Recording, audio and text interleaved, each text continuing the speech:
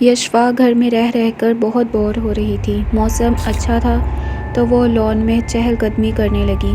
وہ چہل قدمی کر رہی تھی، اس کی نظر اچانک مٹھائی کے ڈبے پہ پڑی۔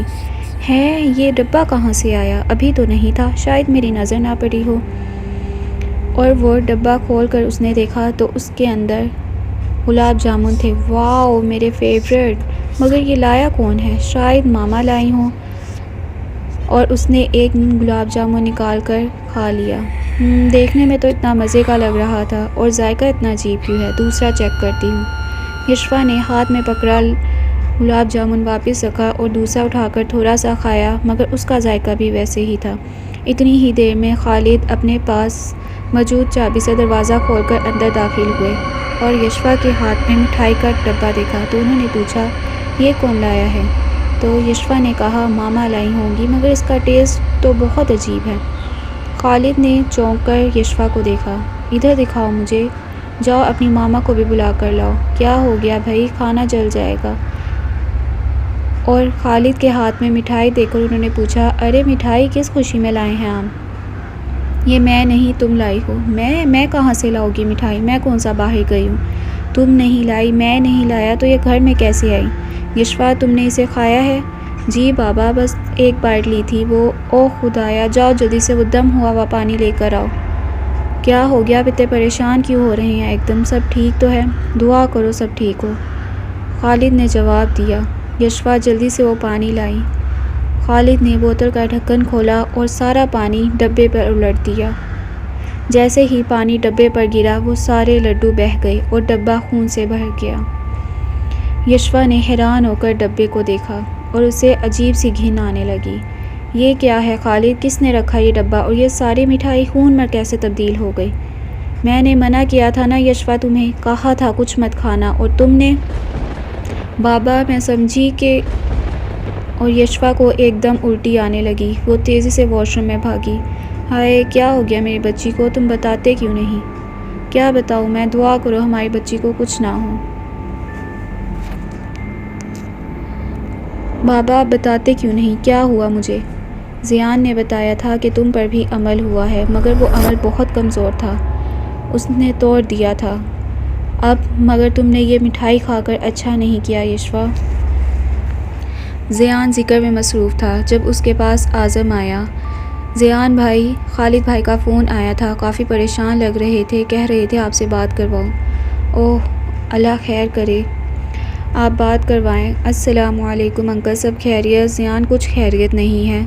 خالد نے پوری بات بتائی تو زیان نے گھبرا کر آنکھیں بند کر لی۔ اوہ میں نے کہا تھا نا، خیر فی الحال وہی دم کیا ہوا پانی پلائیں انہیں اور قرآن کی تلاوت کرے، کمزوری ہو رہی ہے تو ڈاکٹر کو گھر پہ بلوا لیں، مگر اب دھیان رکھیں کچھ الٹا نہ ہو۔ پلیز زیان تم جلدی سے آ جاؤ، میں تمہارا جہاز کا ٹکٹ کروا دیتا ہوں۔ نہیں، آپ کو ٹکٹ کٹوانے کی ضرورت نہیں ہے، میں صبح ہی پہنچ جاؤں گا، پلیز آپ پریشان نہ ہوں۔ خالد انکل، میں یہاں سے بھی یشفا کے لیے بہت کچھ کر سکتا ہوں، مگر صرف آپ کی تسلی کے لیے شہر آ رہا ہوں۔ اگر اللہ نہ کرے یشفا پر عمل ہوا تو انہیں یہاں لانا پڑے گا۔ اللہ نہ کرے زیان، تم آؤ تو ایک بار۔ جی میں آ رہا ہوں، اپنا خیال رکھیے گا، اللہ حافظ۔ زیان خود ہی سیدھا خالد کے گھر پہنچ گیا۔ خالد اسے یشفا کے کمرے میں لے گیا۔ یشفا بیٹا دیکھو زیان آیا ہے۔ یشفا نے آنکھیں کھولی اور ہلکا سا مسکرائی۔ السلام علیکم، کیسی ہیں آپ؟ ٹھیک تھی، مگر پتہ نہیں کیا ہوا۔ آپ کیسے ہیں؟ الحمدللہ میں بھی ٹھیک، کچھ بھی نہیں ہوا آپ کو، انشاءاللہ جلد ٹھیک ہو جائیں گی۔ مگر بابا مجھ سے زیادہ پریشان ہیں، بابا کہتے ہیں مجھ پر کسی نے جادو کروایا ہے۔ مجھ پر کوئی کیوں جادو کروائے گا؟ میں نے تو کسی کو کچھ نہیں کہا، بس انسان بہت خرغرض ہیں، کیا کر سکتے ہیں؟ بس انسان بہت خرغرض ہیں، کیا کر سکتے ہیں؟ مگر آپ فکر نہ کریں، انشاءاللہ ٹھیک ہو جائیں گی۔ اپنا ہاتھ آگے کریں۔ زیان نے اپنا ہاتھ اس کے سامنے کیا اور اس کی شہادت کی انگلی تھامی اور آنکھیں بند کر لی۔ آنکھیں بند کرتے ہی زیان کے سامنے قبرستان آیا۔ زیان نے ارد گرد دیکھا تو وہاں سناٹا تھا۔ زیان قبروں سے بچتا ہوا آگے بڑھنے لگا۔ ایک قبر پہ ایک آدمی بیٹھا تھا، قبر کی مٹی باہر پڑی تھی، شاید جیسے ابھی کھودی ہو۔ زیان آہستہ آہستہ قدم اٹھاتا ہوا قبر کی طرف بڑھنے لگا۔ ایک دم اس آدمی نے اپنی پوری گردن گھما دی اور زور زور سے ہنسنے لگا۔ زیان بنا کسی خوف کے چلتا رہا۔ اب اس آدمی کا سر تیزی سے گھومنے لگا، صرف سر ہی گھوم رہا تھا، مگر زیان ذکر کرتا رہا، کون ہو؟ جاؤ یہاں سے۔ موت ہوں، تم دونوں کی موت۔ زیان نے ضبط کرتے ہوئے قبر میں جھانکا، بے جان وجود پڑا تھا۔ زیان کے قدم لڑکھڑائے اور وہ بھی اس قبر میں گر گیا۔ زیان نے ایک دم اپنی آنکھیں کھولی۔ پہچانا نہیں میں نے آپ کو؟ خالد کی بیوی نے اس سے پوچھا۔ یہ زیان ہے، میں نے بلایا ہے اسے۔ کیا زیان؟ وہ گاؤں والا زیان؟ میں نے آپ کو منع کیا تھا، اب گاؤں اور اس کے رہنے والے لوگوں کا ذکر نہیں سننا چاہتی میں۔ آپ نے کیوں بلایا اسے؟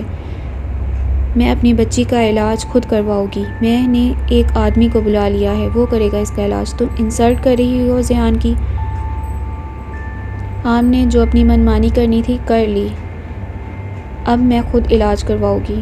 آپس میں مت لڑیں، میں پاس ہی مسجد میں جا رہا ہوں، اگر ضرورت پڑی تو آپ مجھے بلا لیجیے گا، میری دعائیں آپ کے ساتھ ہیں۔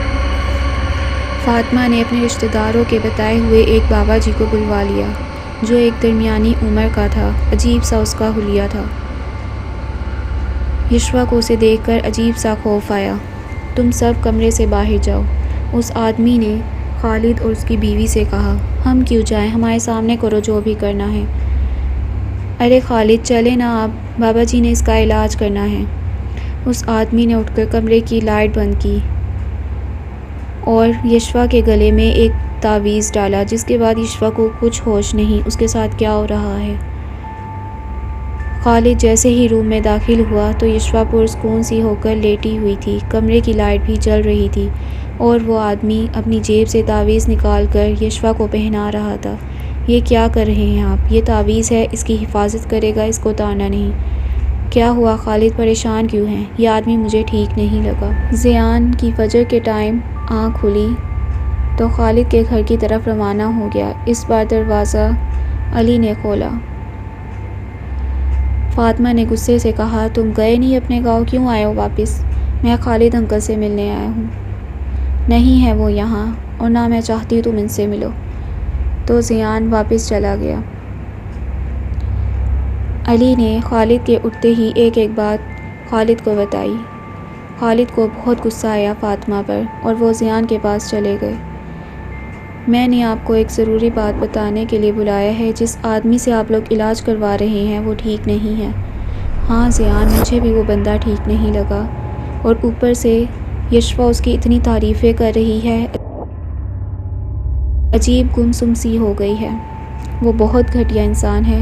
یشوا کو جو تعویذ اس نے پہنایا ہے وہ اسے نقصان پہنچا رہا ہے۔ وہ بندہ یشوا کو اپنا دیوانہ بنا رہا ہے۔ وہ یشوا کو اپنی طرف اتنا مائل کر دے گا کہ آپ سب کو ساری زندگی اس کا محتاج ہونا پڑے گا۔ اب بھی وقت ہے، یشوا کا وہ تعویذ اتار دیں۔ اوہ، تو جب ہی وہ… اللہ، کیسے کیسے لوگ ہیں یہاں۔ خالد انکل کسی پر بھی بھروسہ نہ کریں۔ جو ایک جوان لڑکی کے ساتھ تنہائی مانگے تو وہ کیسے اچھا مسلمان ہو سکتا ہے۔ جن کے پاس علم ہو، طاقت ہو، وہ تنہائیوں کے محتاج نہیں ہوتے۔ خیر، جس وقت وہ آئے مجھے بلوا لیجیے گا۔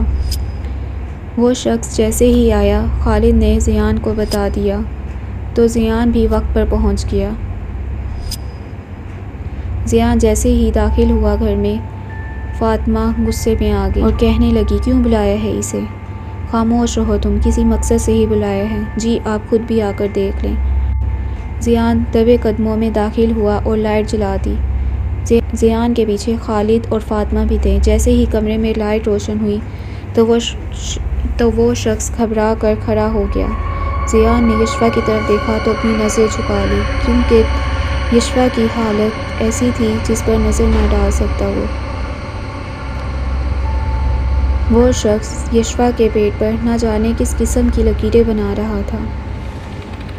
گھٹیا ذلیل انسان، یہ سب کیا ہو رہا تھا؟ زیان نے اس کی آنکھوں میں دیکھا۔ یہ علاج کا حصہ ہے، چھوڑو مجھے۔ ماما، یہ انہیں کیوں مار رہا ہے؟ یہ بندہ میرا علاج کر رہا ہے، بہت اچھے ہیں یہ، یشوا نے فاطمہ سے کہا۔ خالد اور فاطمہ نے حیران ہو کر یشوا کو دیکھا، کیونکہ وہ اتنا تو جانتے تھے، یشفا کو کوئی اس طرح چھوئے چاہے وہ علاج ہی کیوں نہ ہو، یشفا اس سے بہتر مرنا پسند کرے گی۔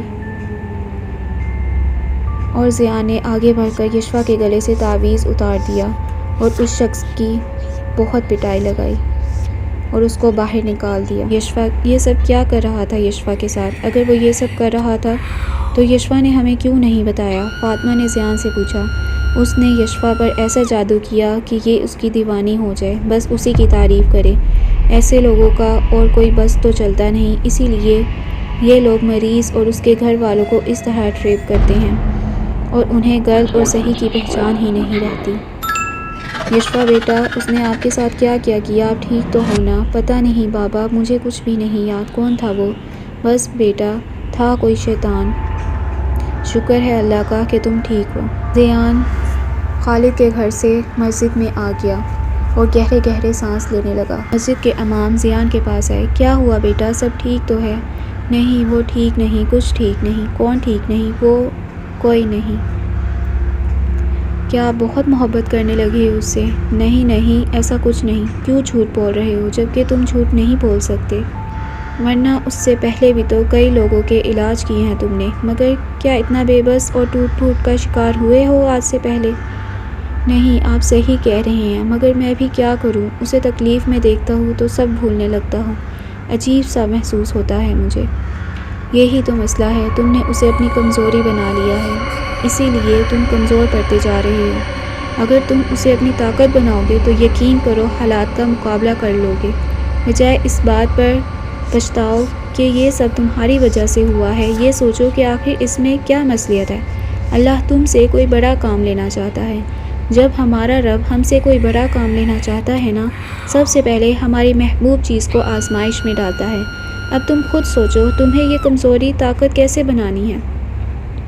تم اسے بچانے کے لیے کس حد تک جا سکتے ہو؟ یہ بھی سوچو کہ وہ رب تم سے کیا چاہتا ہے۔ آپ صحیح کہہ رہے ہیں، مجھے کمزور نہیں پڑنا، میں اسے اپنی طاقت بناؤں گا۔ ہاں، میں سمجھ گیا، اللہ چاہتا ہے میں اس شیطان کو ختم کر دوں، جب ہی تو اس نے میری سب سے محبوب چیز کو میرے لیے آزمائش بنایا۔ میں کمزور نہیں پڑوں گا، میں آخری سانس تک لڑوں گا۔ آپ کا بہت شکریہ امام صاحب۔ زیان، اب مجھے بتاؤ آخر کیا حل ہے، کیا کرنا ہے؟ یشفا کچھ بولتی ہی نہیں، ایک چپ سی لگ گئی ہے۔ اس کا ایک ہی حل ہے خالد انکل۔ ہاں کہو، میں سب کرنے کو تیار ہوں۔ یشفا کو گاؤں لے کر جانا ہوگا، میرا عمل، میرا علم سب وہیں موجود ہے۔ میں یہاں رہ کر وہ سب نہیں کر سکتا جو اپنے آستانے میں کر سکتا ہوں۔